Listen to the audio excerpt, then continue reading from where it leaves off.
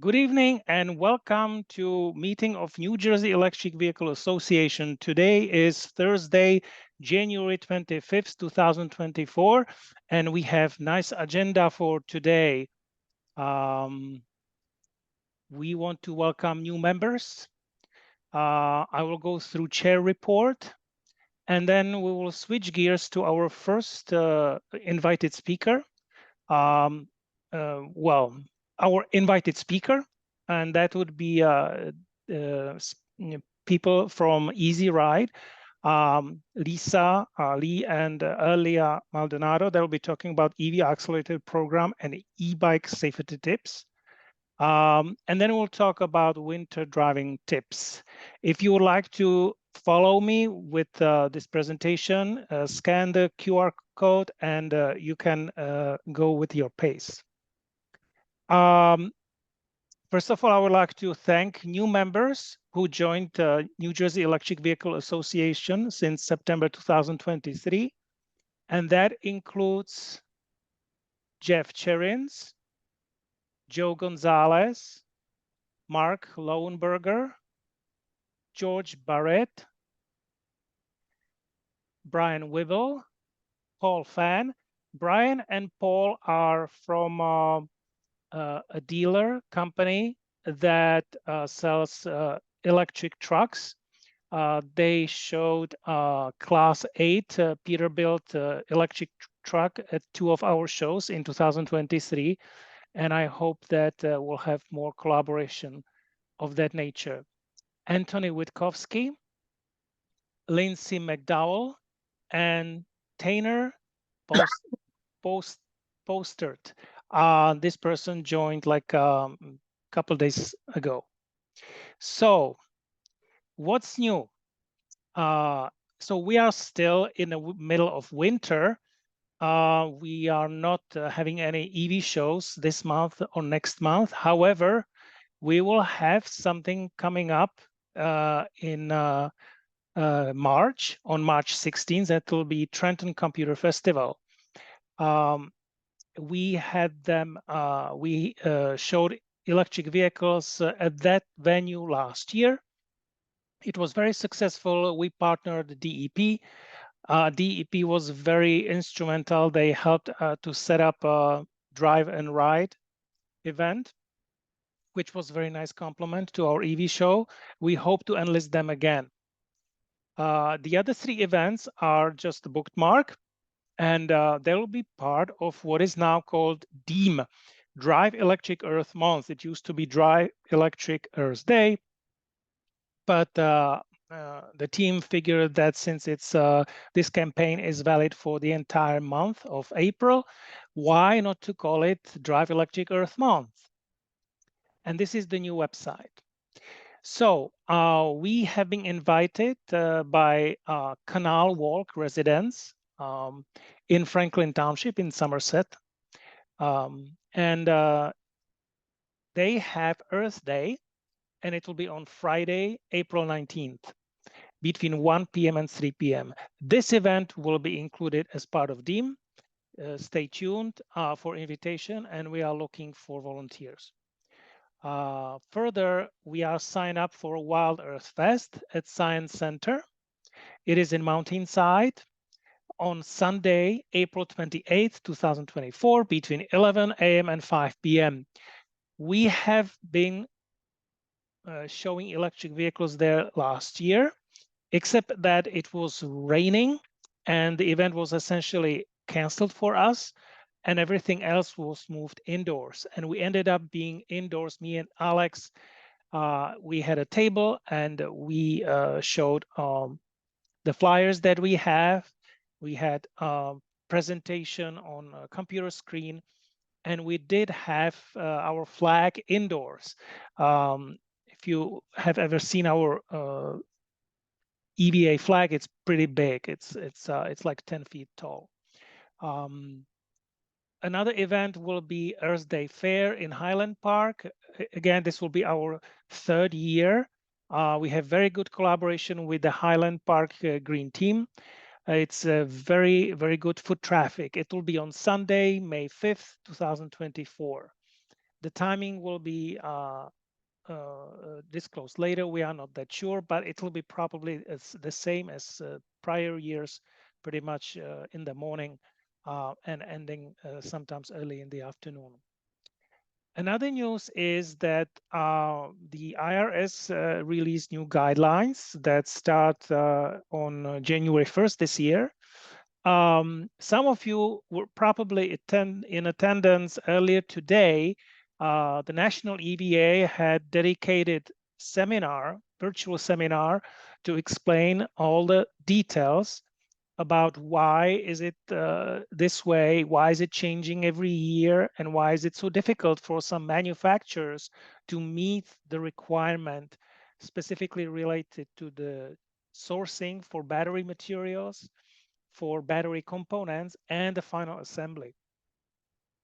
So both of, but what is also very interesting that both the $7,500 new vehicle credit and used vehicle credit of up to $4,000 can be now applied at point of sale. However, it has caveat.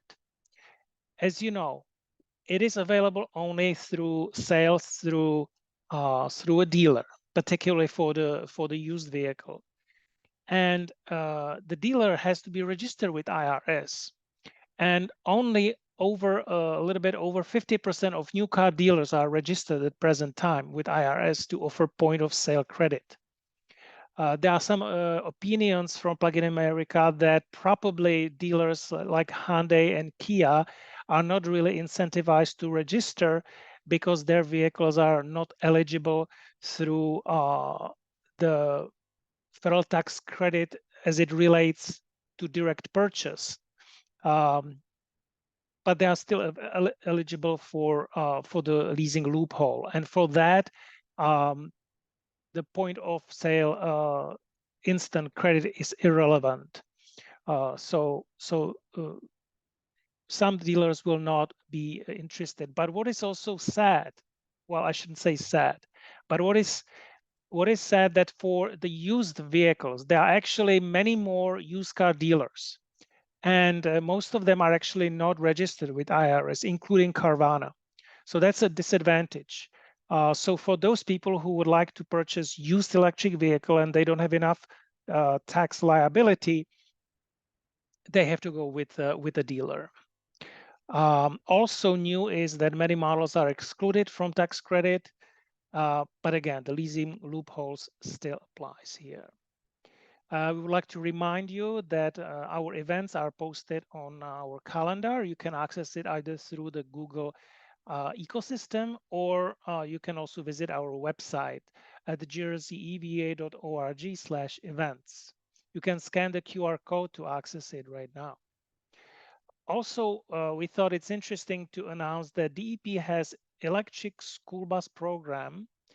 It is webinar series and it starts on February 1st. So spread the word to your school districts if you have connections, if you are a parent and you are attending Board of Education meetings, Board of Ed meetings, and remind them that electric buses are so much better than conventional diesel buses. And even if they don't own and operate their own fleet, the same incentives apply to businesses that offer that service for school districts. So this is the website. Now let's switch gears to our featured speakers.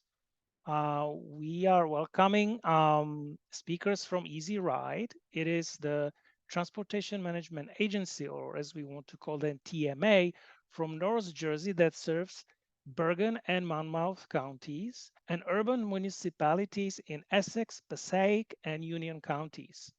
You may also recall that we have collaboration with other TMAs, specifically RideWise. So we are interested in growing our collaboration so that we can increase impact in our communities as we encourage adoption of electric vehicles.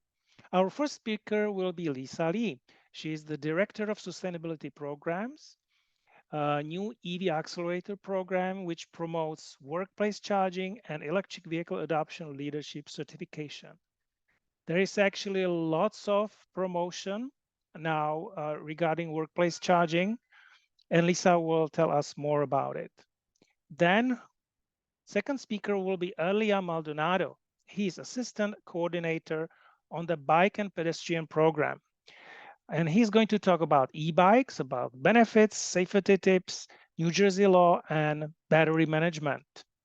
So, Lisa, take it from here. I'm going to stop sharing.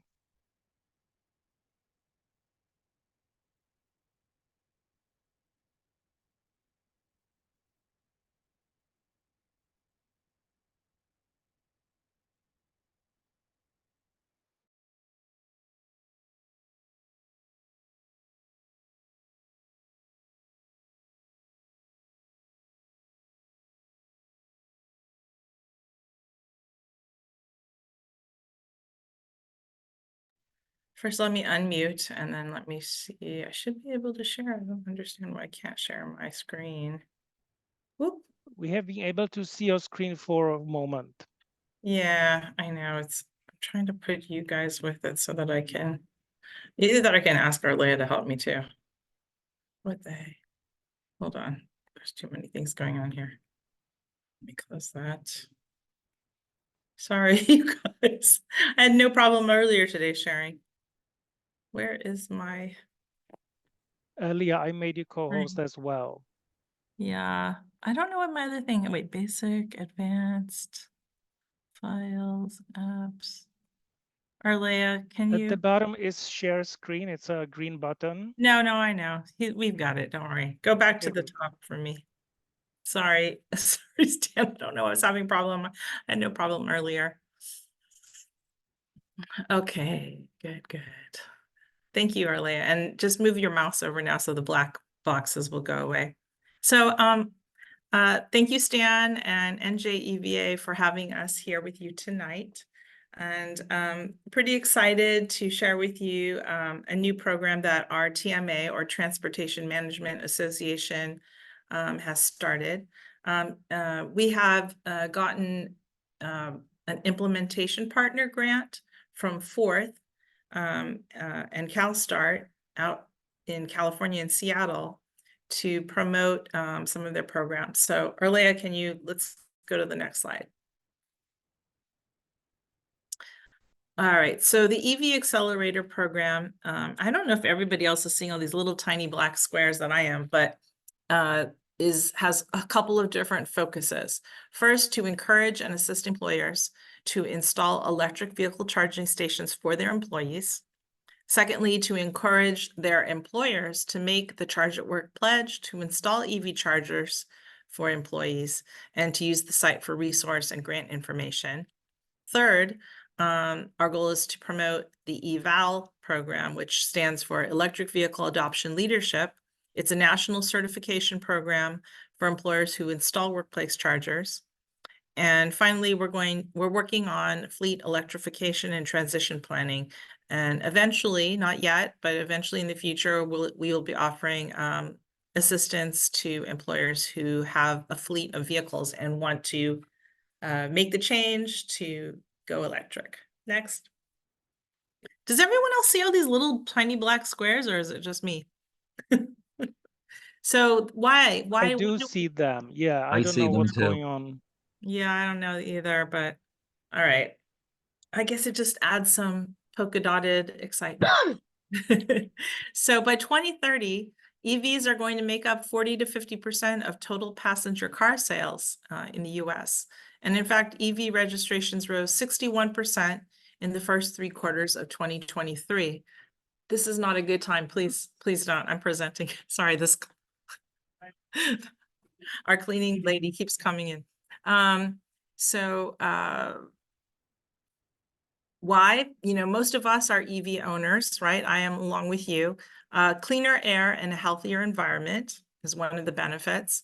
Lower fuel and maintenance costs for EV owners.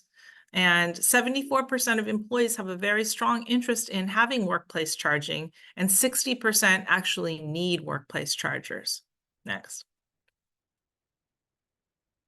So just to go a little bit more into the need, the people that really need the chargers are not those who are like a lot of the early adopters who have single family homes and who have like garages and driveways where we can plug in and charge, at night. It's the people who live in multi-unit dwellings, apartments. They need a place to charge their vehicles if they want to get an EV. And while new guidelines require new developers to make their sites ready for EVs, the older apartment buildings and condo associations, they are the ones who we're looking at to encourage to install EV chargers.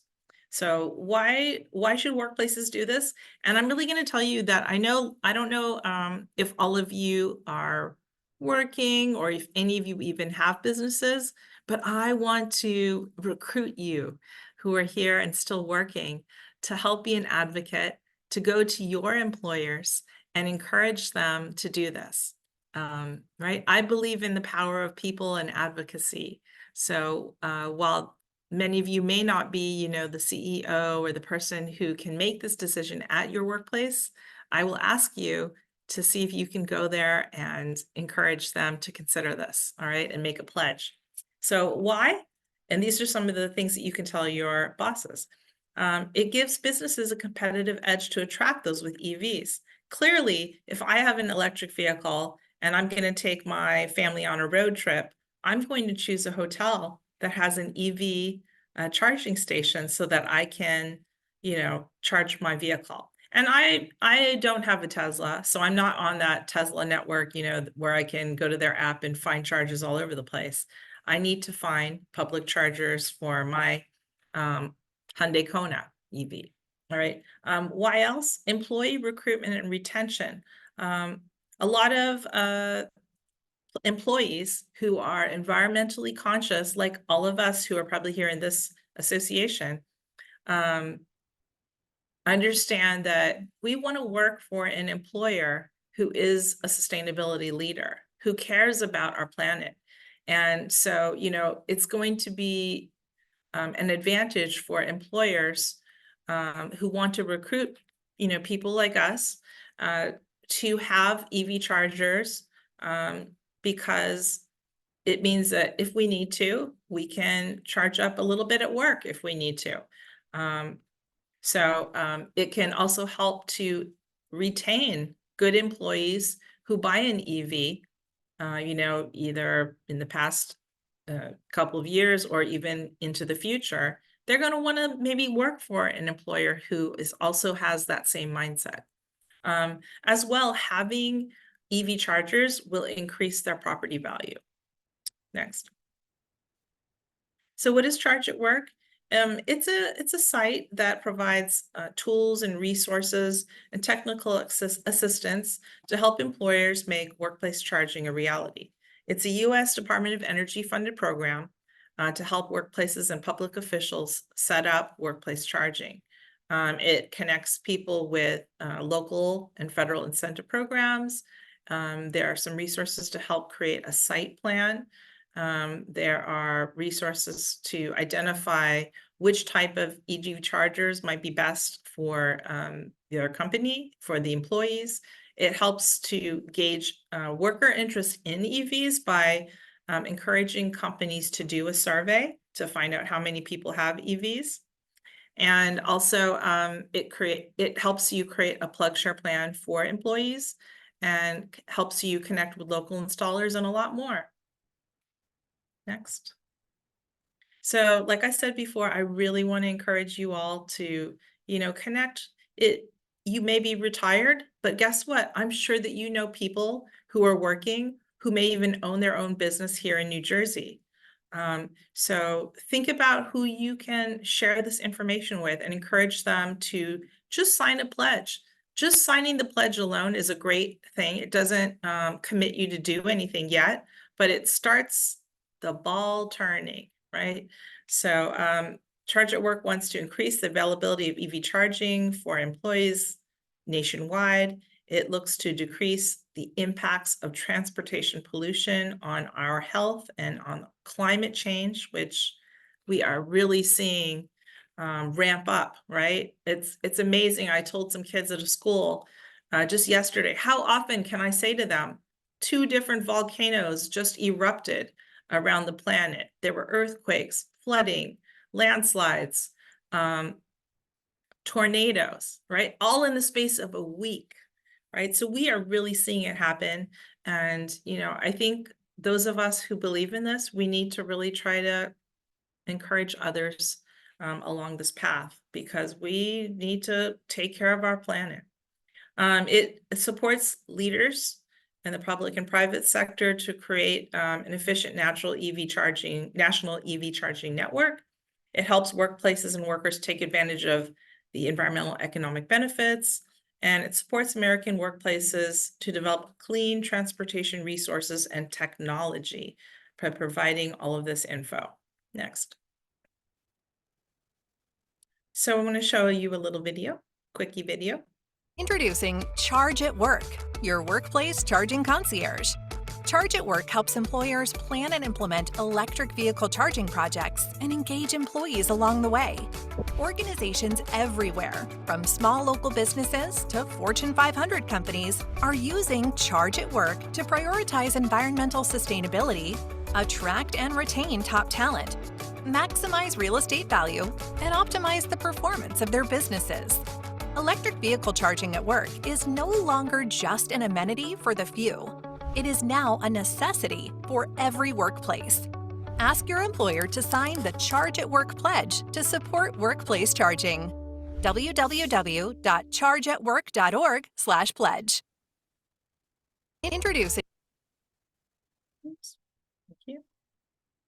So that's a little bit about Charge at Work, and I just put a link in there to the site. So the second program is called EVAL, the EV Adoption Leadership Program.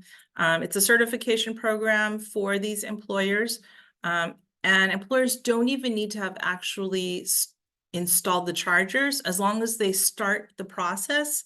For example, surveying employees, creating a plan, setting sustainability goals, they can still get EVAL certified. And Easy Ride is going to invite those companies in New Jersey that get certified this year before August to come to our annual awards luncheon. So, you know, maybe you could be the representative from your workplace to come by helping to get your company involved to make the pledge and start the certification process. It doesn't take a lot to actually even get to the bronze level. Go ahead. So, you know, like I said, this program distinguishes businesses for their commitment to lowering air pollution by providing clean transportation options for employees and encouraging it. It signals leadership for sustainability and action in addressing climate change. Next. So some of the benefits, and these were mentioned earlier, increases property value, improves hiring and employee retention, reduces emissions, achieves sustainability goals, and demonstrates leadership in EV readiness. Next. So some of the different sections, there's basically 5 in the process of getting certified. They're looking at employee engagement, planning and evaluation, mobility incentives, such as offering employees a discount if they have an EV, buy an EV, rent an EV, including e-bikes and e-scooters. EV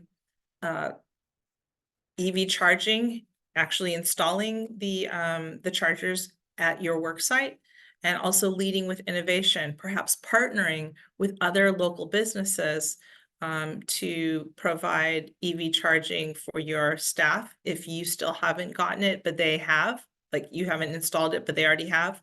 And or if you have installed it, at the end of the workday, making those chargers available for the public, right? So there's a lot of wonderful actions that they are encouraging. And I'll take their questions at the end. Keep going. So how much does it cost? Well, guess what? This is the good news. Right now, until October 31st, it's free. They're not going to charge any fees for organizations to get certified. So this is the time to do it. If you are, a thrifty employee, and your employer is also thrifty, and who isn't, right? Encourage them to do it now so they don't have to pay a fee. And they're going to get national recognition. This is a national program. So, that's really great. I think that's a big benefit for employers. They can put that on their website, if they get nationally certified. Next. So this is my last slide. So I just want to ask you to, ask your employers to connect with me. I've got my email, my phone number if you have other questions. I think Stan is going to actually send you all the Charge at Work pledge. And I really hope that you guys can help me by maybe sharing them to 3 different companies that you're aware of, and encourage them to start that EVAL certification process this year. And I'm going to pass it on now to Erlea.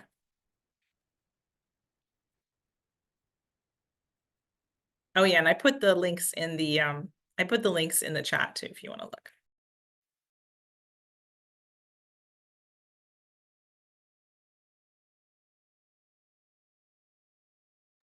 Sorry, I had to unmute myself and I didn't know how to do that from the slides. Okay, I'm putting the slides back up. Sorry about that.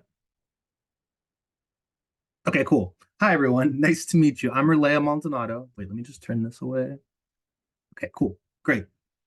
Nice to meet you. I'm Erlea Maldonado. I work for the Bike and Pedestrian team for Easy Ride, and I'm an assistant program coordinator. Today, I will be talking about e-bike safety. I myself am an e-bike owner, and I've had an e-bike. I've had this one for a year, but I had one prior for a year before that. Okay, cool. Okay, cool. What is an e-bike? Well, in New Jersey, in different states, they classify it differently, but in New Jersey specifically, there are 2 main types, which is electric assisted bikes or motorized bikes. An e-bike is a pedal bike with a battery and electric motor, typically no greater than 750 watts, and that's for low-powered e-bikes. The battery may be inside the frame or removable. Motor may be on the wheels or in the central hub, which is like where the pedals are.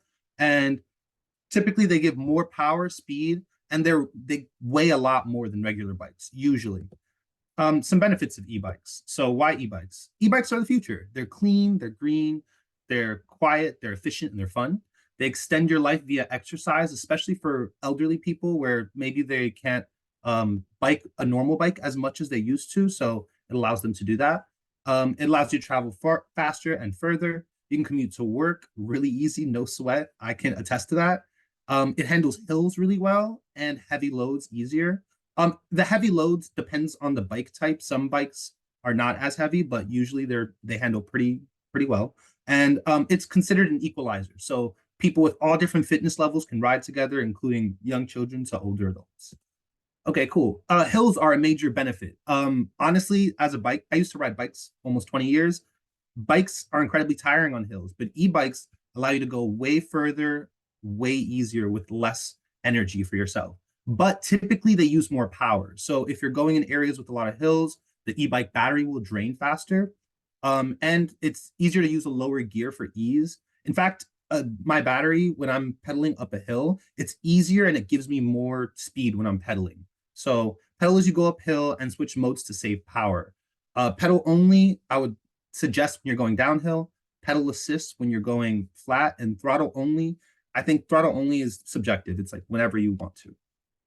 Okay, cool. E-bike share programs. So many different cities and municipalities are now offering e-bike share. So if using bike share, bring a helmet to wear, read the directions, practice accelerating and braking, especially on areas before going on areas with busier streets. So a lot of the time, these bikes go at speeds people aren't used to. The typical bike rider rides between 8 and 12 miles an hour, but these bikes can go up to 20 miles an hour.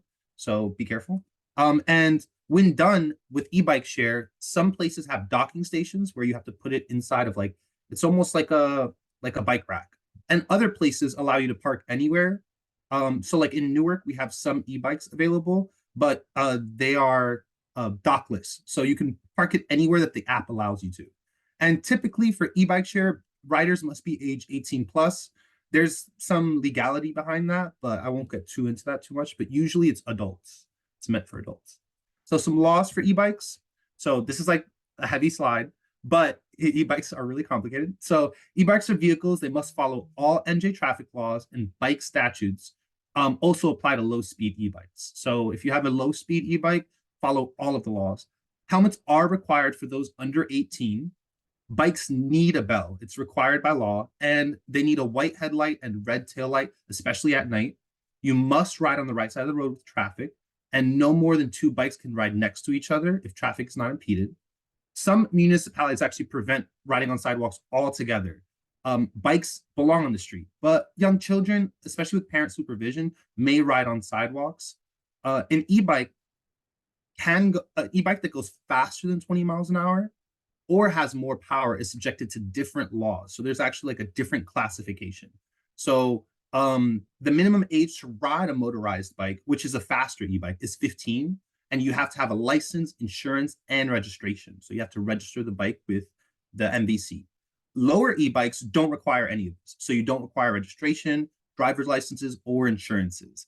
Low bike speeds, the max speed, oh, here's a typo here. The max speed is 19 miles an hour. And max power is 750 watts. So any low speed e-bike, those are the pedal assisted e-bikes. If they go above 19 miles an hour, they're actually breaking New Jersey law. And then they have to be registered as a motorized bicycle, which is different.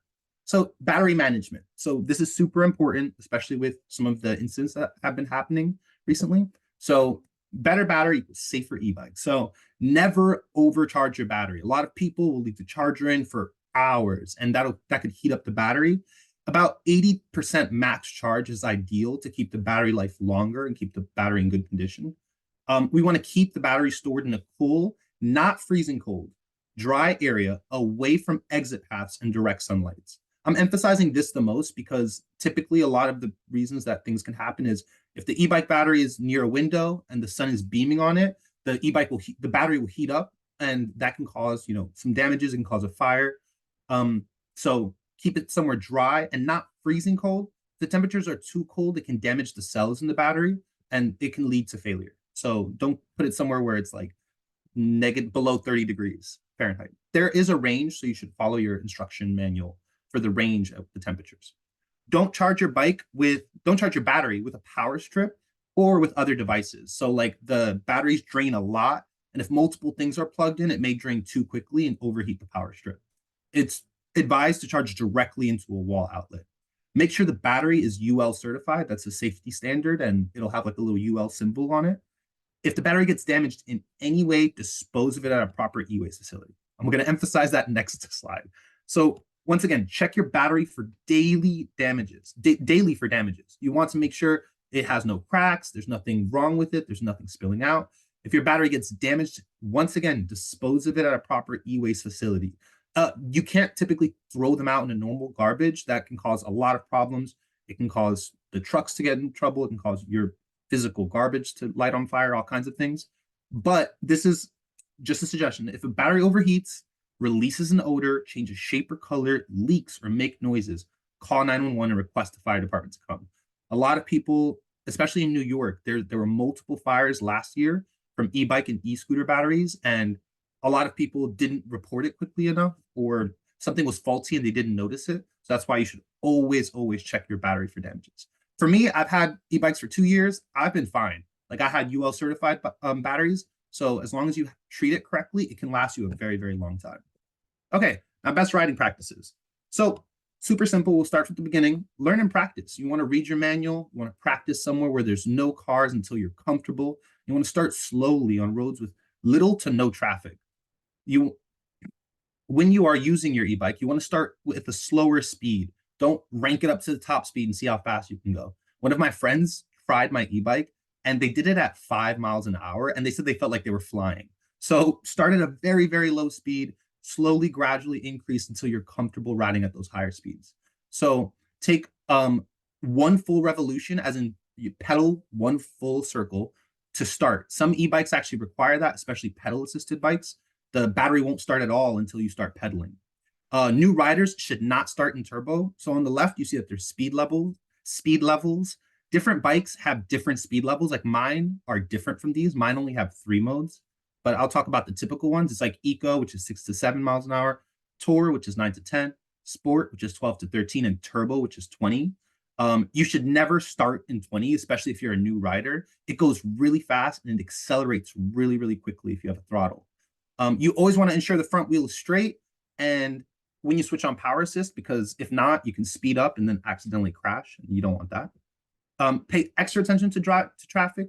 Most drivers are not used to e-bikes. I can attest to this. A lot of the time they're used to regular bikes and they'll assume, so e-bikes look really close to regular bikes. So they may assume that you're a normal bike and they may not expect you to go as quickly as you do. A lot of don't ever pull up right next to stopped cars at a stop sign or a signal. They may turn right and hit you. I haven't been hit, thankfully, but I've gotten into close calls because of this. Like sometimes I'll get a little too close. So now I've been staying further back away to allow turning cars. Now, look out for pedestrians, super important. E-bikes must not be on sidewalks unless the municipality allows it. More and more municipalities are not allowing it. They're actually setting up laws to prohibit it. So it's just safe never to be on a sidewalk.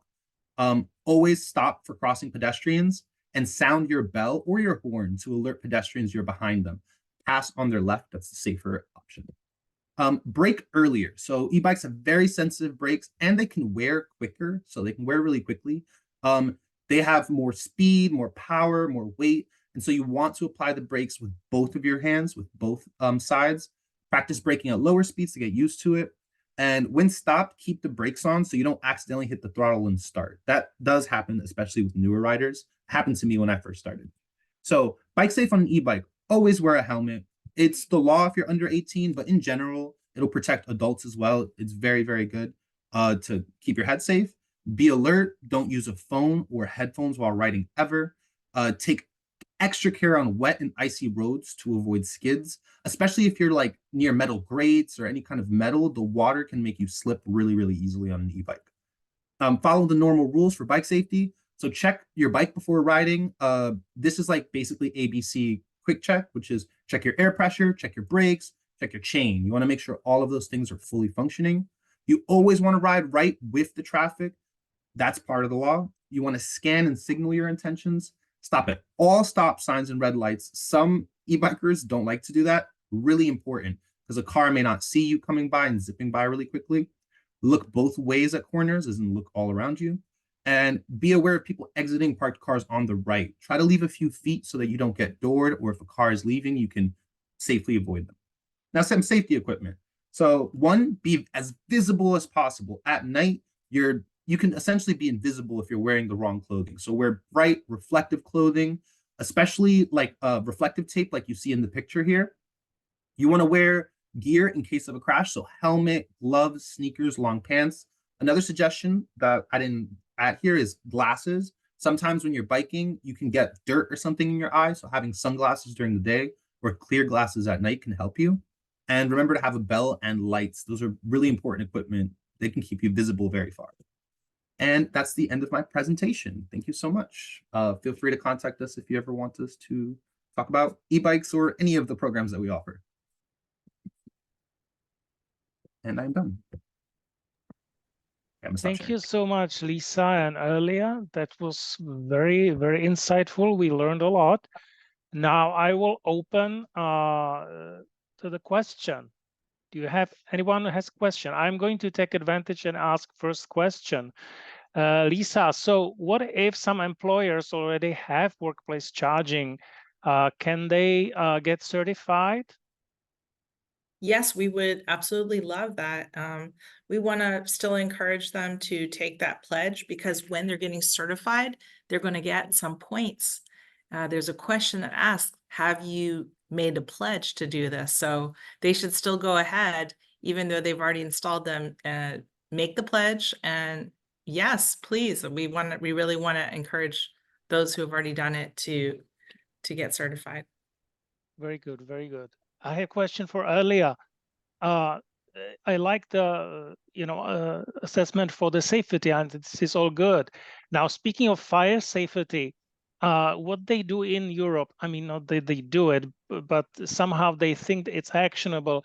When electric car is on fire, they advise firefighters to bring a big, a truck with filled with water, with a crane, lift the burning car and drop it into a bucket of water, right? So I'm just saying in the context, but for e-bike, when you see that something is coming out of the battery, this is something that you can hold, that you can, not burning object, but is there any idea or any SOP, standard operating procedure, where when you are uncertain, when it looks like that the battery might be on fire and it didn't burst into fire yet, that you would have a bucket of water and just drop it in it?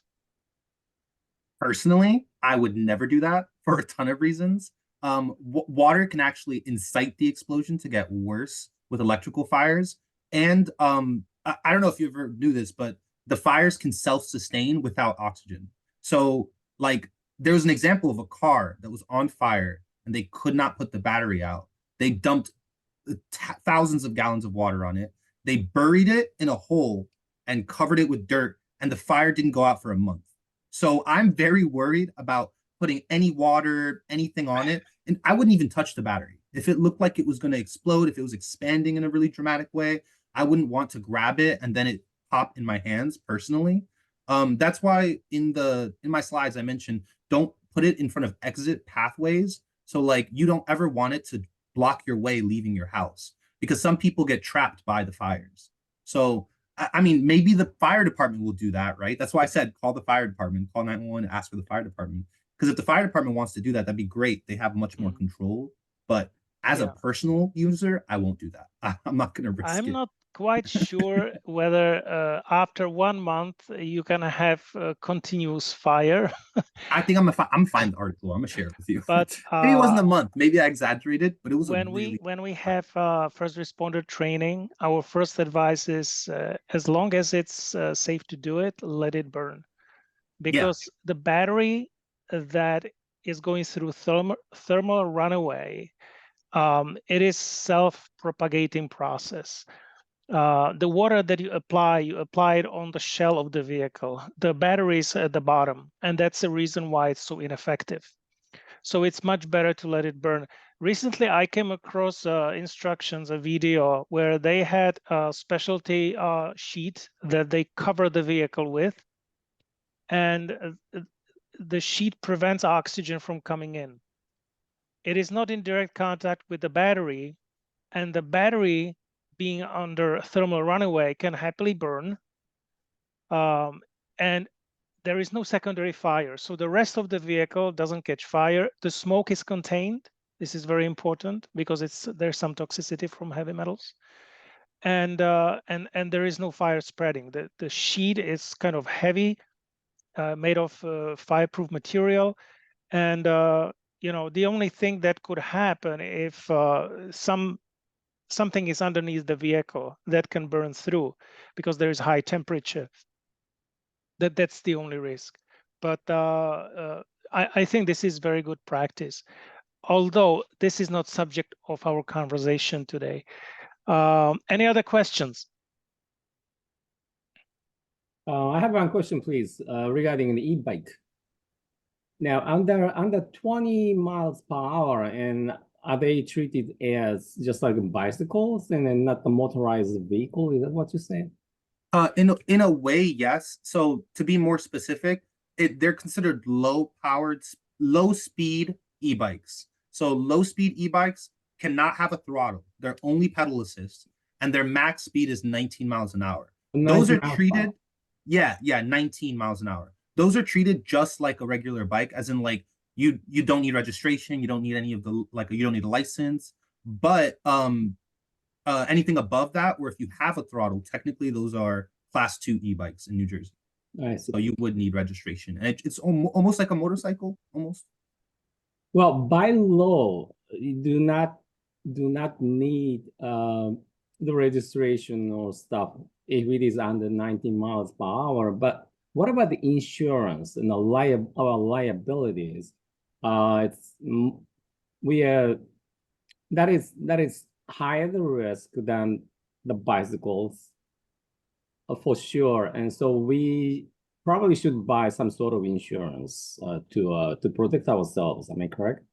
I mean, yeah, I mean, I would recommend if you can get insurance, absolutely. I'm just saying from the law perspective, the law doesn't require it. That's all I was saying that line. But Now, if you can get it, yeah. now, is there are there such insurance available at the major insurance carriers?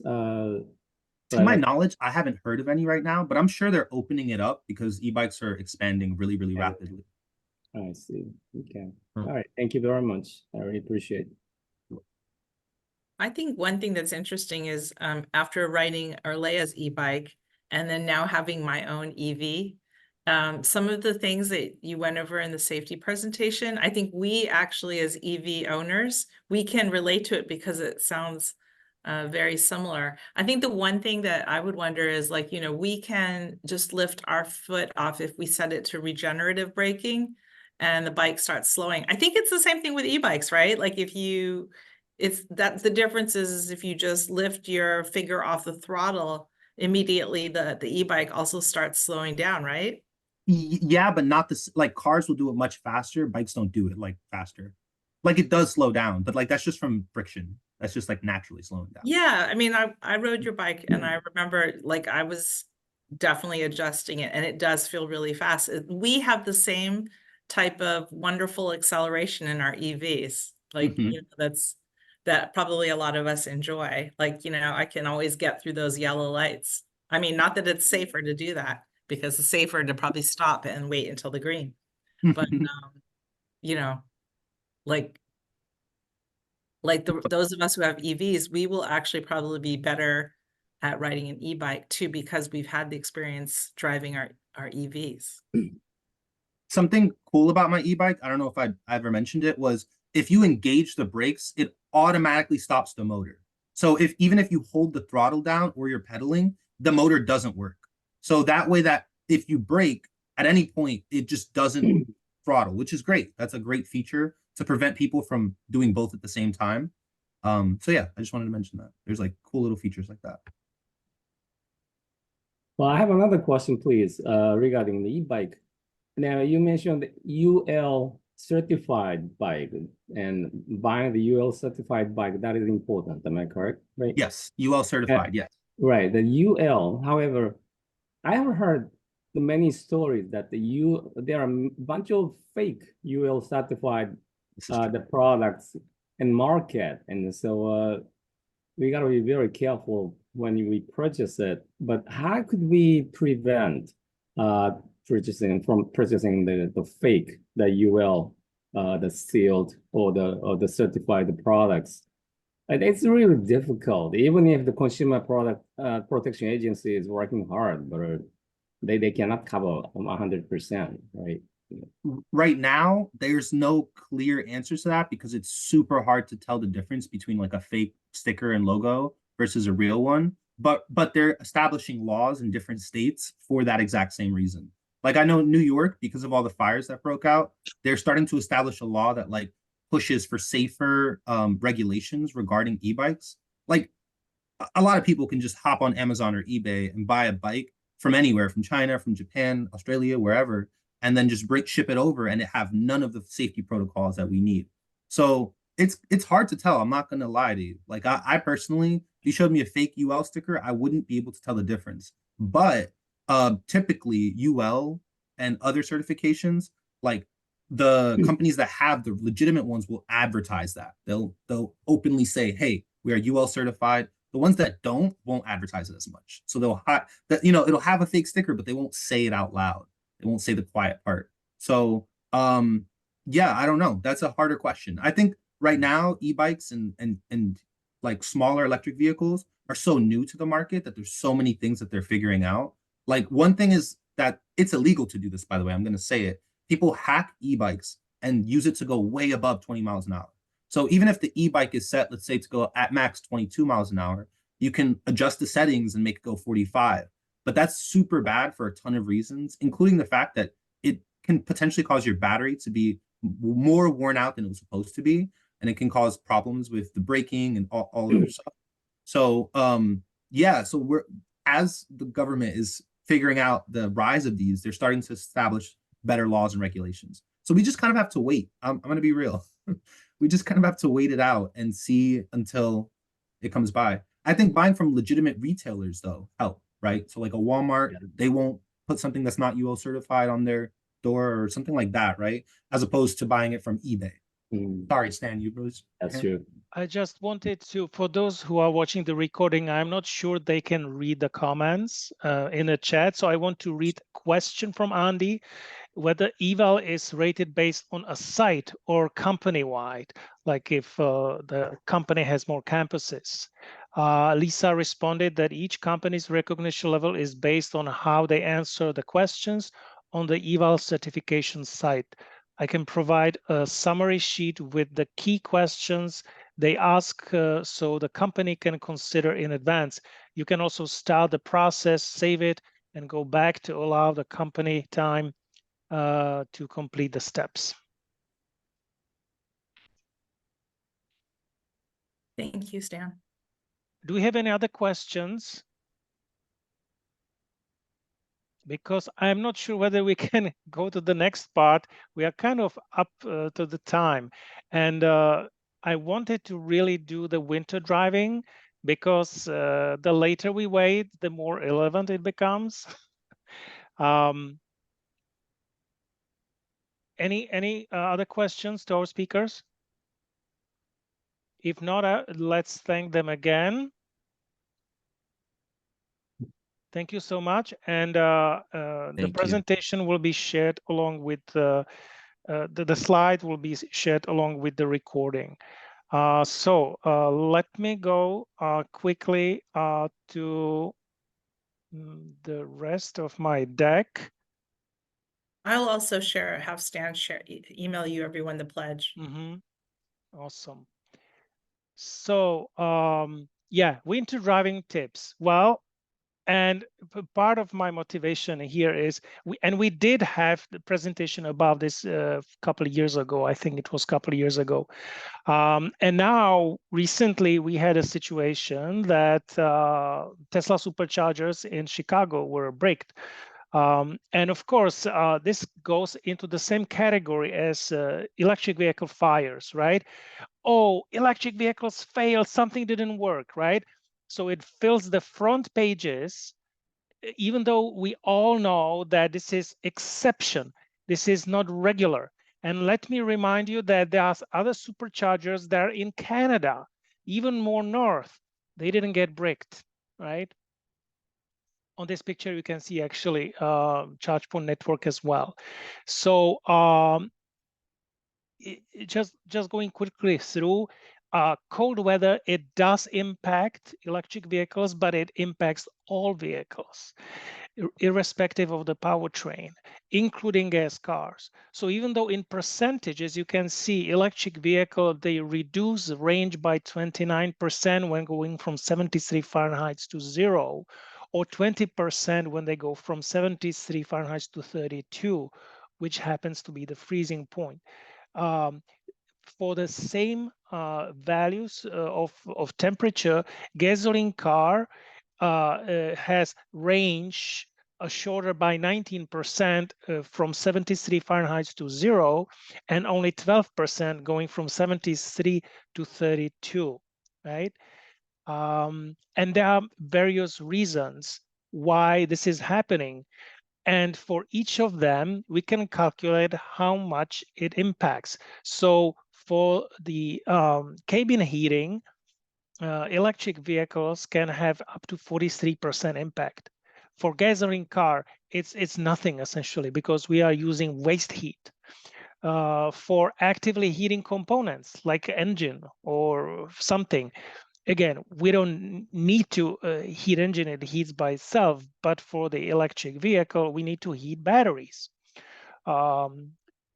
Less efficient components, there is a little bit less of a difference, but here clearly it can be seen that gasoline cars are more impacted. The engine is less efficient.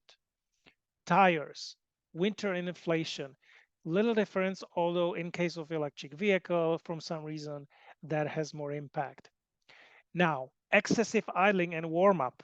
We don't need to warm up electric car. Yes, we want to precondition. We'll get to this, but for a gasoline car, the gas car needs to warm up the engine first, because it doesn't operate well and it's stressed out when the engine is not warm up. The air density is equal for both. It may be numerically a little bit higher for electric vehicle. I don't know whether this is related to electric vehicles tend to be more efficient for the aero drag. So maybe the percentual impact is a little bit bigger. Also, what is interesting that even though electric vehicles in percentage are more impacted, they actually that increase that you have to pay to get extra range by charging it more frequently actually does not translate into percentage increase in dollar amount, or more specifically, the delta, the difference between a gas car in winter versus the electric car in winter. So in this table on top, which is from fleetkarma.com, at 73 Fahrenheit, the cost per mile is 2.6 cents. 32 Fahrenheit, 3.3 cents, and at 0 Fahrenheit, it's 3.8 cents. And then for the gasoline cost, it goes 15 cents per mile, 17.2, and all the way to 18.6 cents per mile at 0 degrees Celsius. And then in the gray column, they look into the balance, the difference between electric and gas. And what you can see as the temperature goes down, the difference in cost between electric and gas car is increasing. So the electric vehicle, even though it gets you shorter range, a little bit more disproportionately than a gasoline car, it actually gives you bigger savings. Now, I was curious about how they came up to these numbers, and I realized that when I punch in the numbers that are more relevant for New Jersey, I'm getting somewhat different numbers, the different results. So more specifically, when considering fuel cost for regular residential charging of electricity, which is about 17 cents per kilowatt hour, distribution and supply combined, it is about 4.25 cents per mile at ambient temperature. And then at lower temperature, 32 Fahrenheit, it costs 5.39, and at 0 Fahrenheit, 6.21. I added additional factor. What if instead of paying full price, we have off-peak?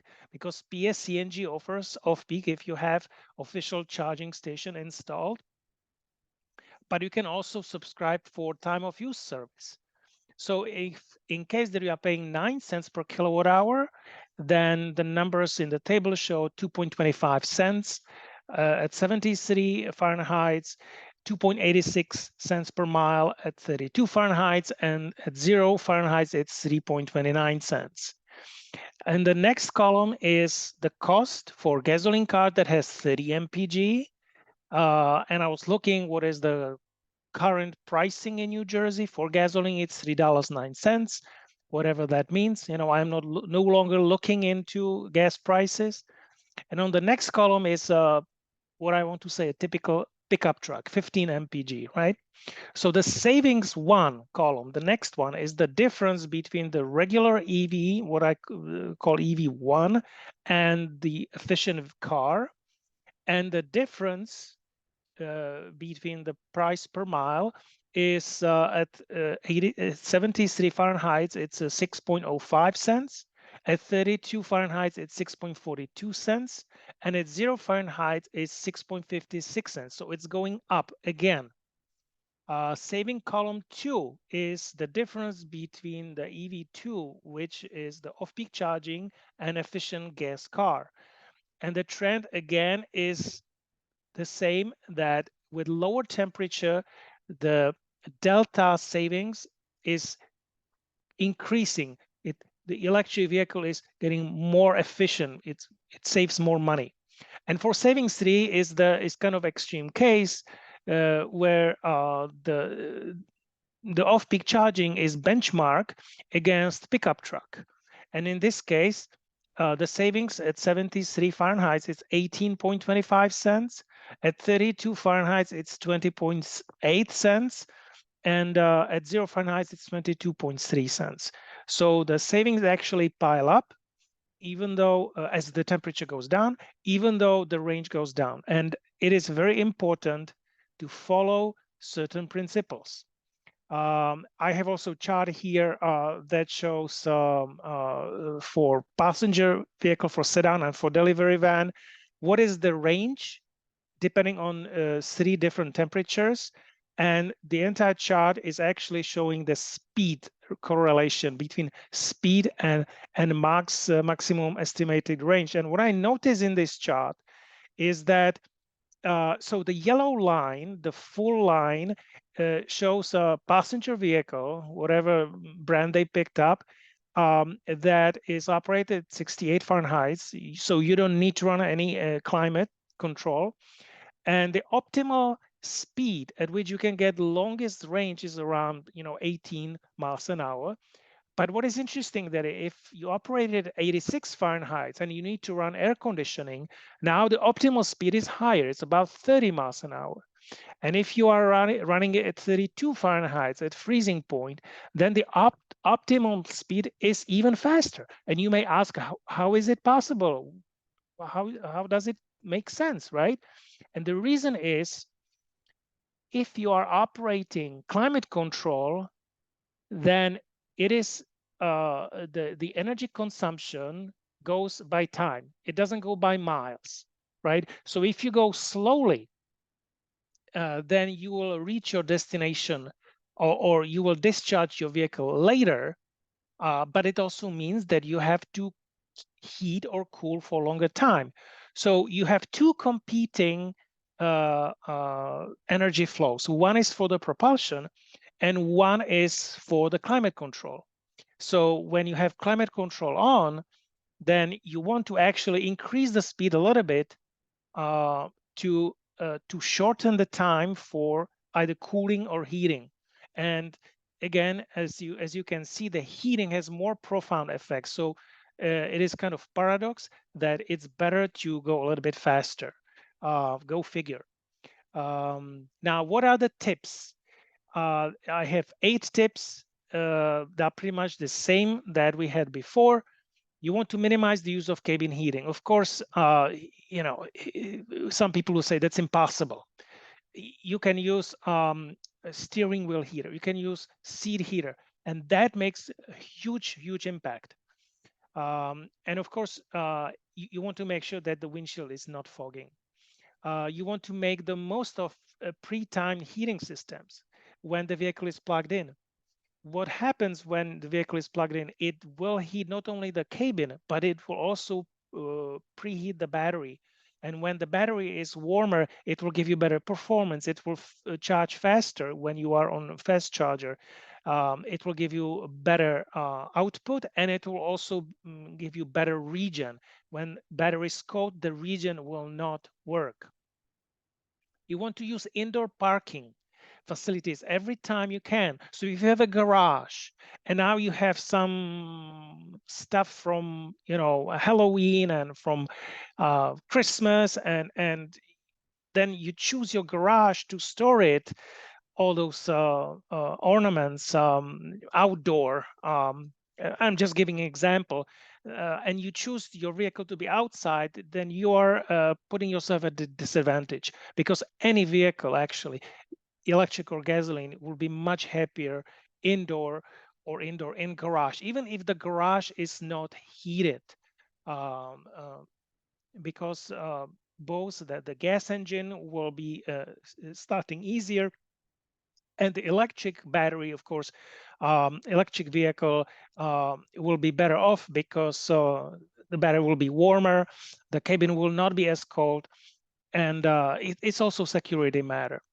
So all of these first 3 advices are unique to cold weather, right? But to extend to extend range, there are also some other tips that can be applied in winter. It can be applied all season. You want to make sure that you have tire pressure up to the specs or even a little bit higher. You want to drive conservatively. You want to use the eco mode, and you want to know where your fast chargers are, with the disclosure that, of course, cold battery is not going to charge particularly fast. But if you have a vehicle like Tesla that the vehicle can preheat the battery, then use that feature. Typically for Tesla, if you enter supercharger into your navigation, the vehicle will understand that it needs to preheat the battery, so it will happen automatically. And every vehicle has the algorithm differently. Some vehicles don't have it. I have Chevy Bolt. It doesn't have that feature. If my vehicle battery is cold and I go to the fast charging station, the first thing it does, it will start warming it up. And it will be charging it at the same time, but at much lower speed. I have much more information on that, not today. And don't forget to winterize your vehicle. This is a general tip. I'm going to skip this one. And I want to mention that our next meetings, they will be second Tuesday in a month. And so our next meeting will be on February 13th, 2024 at 7 p.m. And we have already secured our guest speaker, and it will be Doug O'Malley from Environment NJ. And he's going to talk about many things that the organization does.